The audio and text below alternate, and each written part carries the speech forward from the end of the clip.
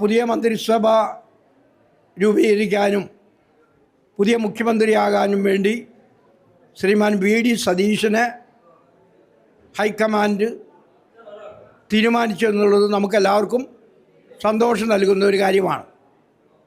കുറച്ച് ദിവസങ്ങളുടെ സസ്പെൻസൊക്കെ ഉണ്ടായിരുന്നു. പക്ഷെ ഇന്ന് 12 മണിക്ക് അത് പ്രഖ്യാപിക്കുകയുണ്ടായി. വളരെ സന്തോഷത്തോടെ നമ്മളെല്ലാവരും ആ വാർത്ത കേട്ടത്. കാരണം കേരളത്തിന് ഒരു പുതിയ മുഖ്യമന്ത്രിയായി എന്നുള്ളത്. അടുത്തു വരുന്ന മന്ത്രിസഭ നമുക്കെല്ലാവർക്കും പ്രത്യാശ നൽകുന്നതായിരിക്കുമെന്നാണ് നമ്മുടെ എല്ലാവരും പ്രതീക്ഷ.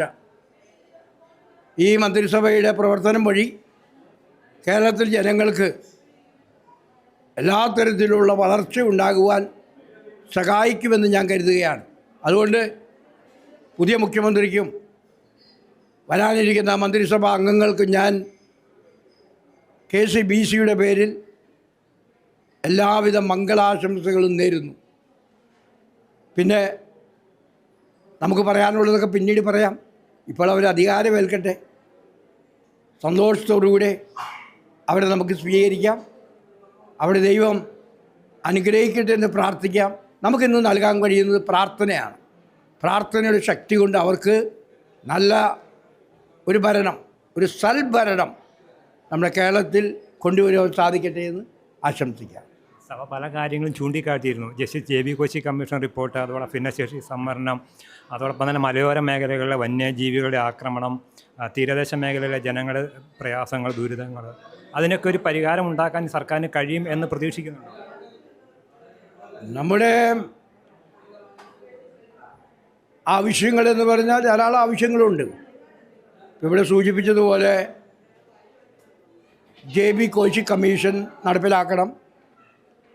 മലയോര മേഖല, മത്സ്യമേഖല, അതുപോലെ ധാരാളം കാര്യങ്ങളിൽ ഗവൺമെൻറ് ഇടപെടലുണ്ട്. പക്ഷെ അതൊക്കെ കുറേ കാര്യങ്ങളൊക്കെ കഴിഞ്ഞ ഗവൺമെൻറ് ചെയ്തിരുന്നു. ആ കഴിഞ്ഞ ഗവൺമെൻറ് ചെയ്ത കാര്യങ്ങൾ പൂർത്തീകരിക്കാനായിട്ട് ഈ ഗവൺമെൻറ് ബാധ്യസ്ഥരാണ്. അപ്പോൾ അതുകൊണ്ട് ഇവർ പ്രത്യേകിച്ച് JB കോശി കമ്മീഷൻ കഴിഞ്ഞ ഗവൺമെൻറ്റാണ് ഉണ്ടാക്കിയത്. അപ്പോൾ ഈ ഗവൺമെൻറ് അധികാരത്തിൽ വരുമ്പോൾ അതെല്ലാം പഠിച്ച് അത് എക്സിക്യൂട്ട് ചെയ്യാൻ, പ്രാവർത്തികമാക്കാൻ മുന്നോട്ട് വരുമെന്നാണ് എൻ്റെ വിശ്വാസം. കാരണം ഇത് ജനങ്ങൾക്ക് വേണ്ടിയിട്ടുള്ളതാണ്.